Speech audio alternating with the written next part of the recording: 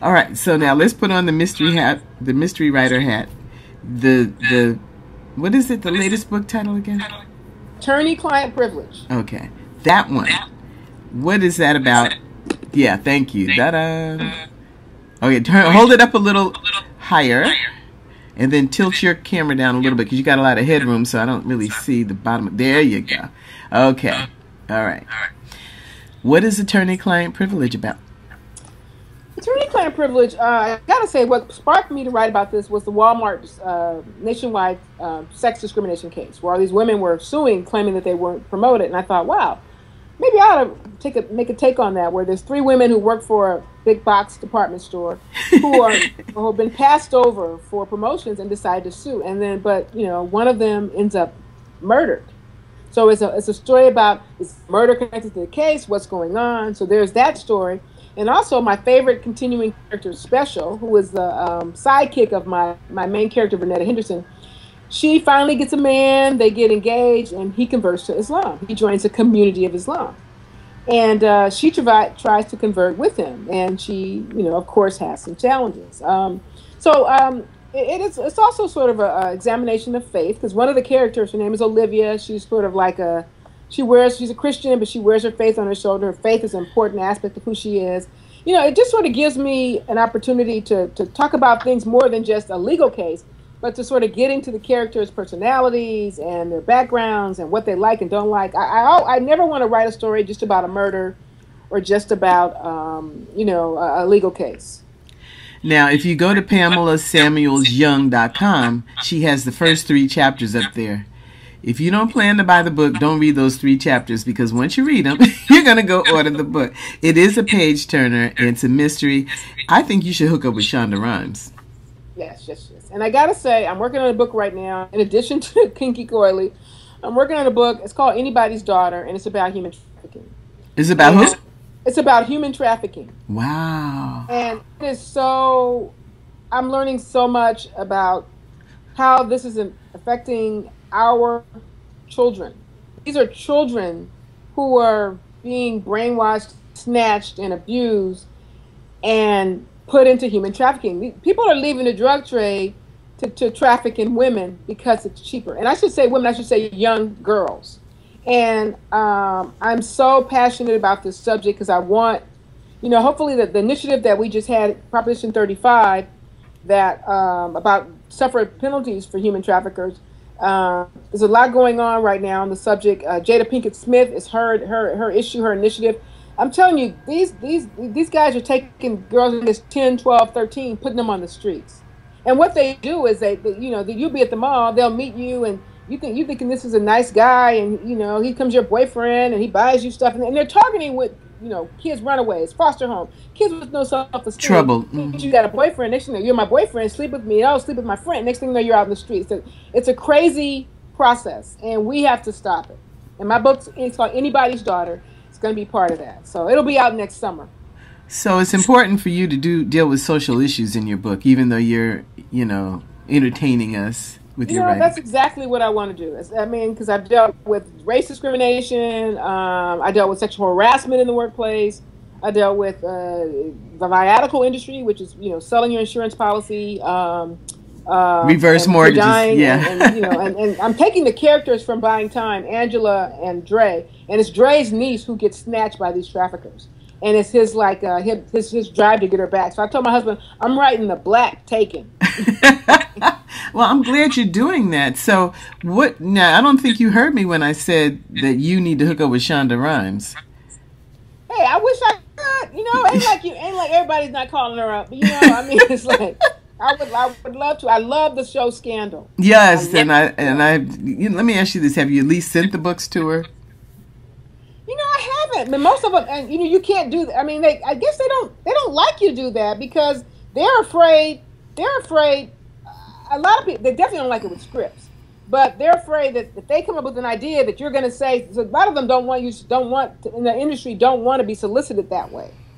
because they get sued later. Because when I see my story up there, I'm like, hey, I sent you a book back in January, and they can say I never read your book. Yeah, yeah, that's true. I can see that, but you two need to hook up at some point, a cocktail party, whatever, because I could see her doing some great series out of your books because you have a whole, Vernetta, you told me that you named her after our college classmate. Sarah V. Finney Johnson is Sarah Vernetta Finney Johnson, and her name is Vernetta Henderson. And Henderson is Felicia Henderson, who was the executive producer of Soul Food. Worked in a whole lot of series. So those are my two best friends. As a matter of fact, we had dinner last night together. And by the way, since Sarah does write, maybe she could do the thing for you instead of Shonda. Yeah. Yep. So anyway, I just want to put up a picture right now that our mutual friend who has a hair products company, Renee Brown, sent us. And this is our staff picture from our newspaper where we met. This is all asleep. But I emailed you this picture. It was all of us standing on the steps, and Renee was at the bottom. I was behind her, and you were like off to my right, and it was 2 rows of us. So check your email. I sent it, or actually, if I didn't email you, go to my Facebook page because it's there. I posted it up there, and Sarah's in it. Oh my God! You gotta send me that so I can post it on my page and send it to them too. Okay, I will do that. Sent that. So now, Pam, you're the big attorney, but we met in journalism school. But why did you start writing mystery novels? When I finished law school, I loved reading legal thrillers. I loved John Grisham, many others, Scott Turow, but I never saw women or people of color who were depicted as attorneys. And it was just frustrating. I would close the books and I would think, I'm going to write a legal thriller and the character's going to be me. And then one day I just decided to write. And I got up one morning early before work and sat down and started writing, and without question discovered my passion. Because nothing else could explain wanting to get up at 4 o'clock in the morning and write before work. So I've done that. And lo and behold, of course, John Grisham's new book, the main character is an African-American attorney. Really? The racketeer, yes. Wow. Yes. So I was like, okay, now, maybe he saw my black characters and decided to add one. Who knows? You never know where inspiration comes from. No, and I enjoyed the book too. And then in Scandal, isn't she an attorney? I mean, she seems like an investigator, but isn't she an attorney? Or we don't know. Special? Yeah, no, in Scandal. Oh, in Scandal, I guess she was an attorney. It's not clear that the woman behind Scandal was definitely an attorney. Okay. Who's an interesting woman who works in the Bush White House, the older Bush White House, and really did that kind of cleanup job, I saw her speak recently at the Corporate Council of Women of Color Conference, and the first thing she said was, I do not clean up crime scenes, and I never slept with the president. I'm glad to know that she's real, but I've been enjoying that series. Okay, so now coming up in the future, we have the Kinky Coily, and we have the book is already out, so you can go to PamelaSamuelsYoung.com and order the book right now. But or Amazon or Barnes and Noble. So can we join your mailing list so that we can find out about the Kinky Coily? Please do. If you go to my website, go to the contacts page. Because I'm going to be doing a special for people on my mailing list. I may even make the book available a month early for people on my mailing list.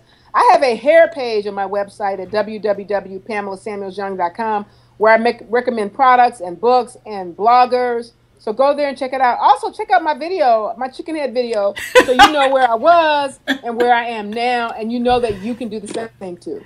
Wow. Well, I love it. I wish I could have cut my locks off and not have gone through this long, painstaking process of unlocking. But you have that head. So be glad you have that head that you can wear the short, the long. I'm serious. We all do. People always say not that. This meathead. You too. No, not for short hair. Are you growing out your locks? No, I'm unlocking them. I'm actually unlocking them. You just kind of. You're un- Mm-hmm. And so this is still my hair. Yeah, I'm unlocking them. Unlocking. How long does it take? It takes forever. It's been taking forever. So, but I'd rather do that. What do you have to do? You take the comb. I mean, you put some moisturizer or conditioner and soften it up and just pick it out. Oh my God! Yeah, but I figured this is going to take me a while, so rather than 3 years of having my hair grow back. So. Oh, cool. Yeah. Okay. All right, so we've been talking with Pamela Samuels Young. We'll talk to her again when the book comes out, Kinky, Coily by Pamela Samuels Young. And then go to Pamela Samuels Young. You can read excerpts. Lots of good stuff up there. Good work. And I'm proud of you, Pam. I'm just like amazed that you've done all these wonderful things. So we'll talk to you again soon. And support her. You know, she needs you to buy the books. Buy them. Okay? They're not that expensive. Like some people come out with these $50 books. They're not like that. So anyway, we'll talk to you again soon. And thanks for being our guest on Sunday Morning Live. Thank you, and thank you for your support.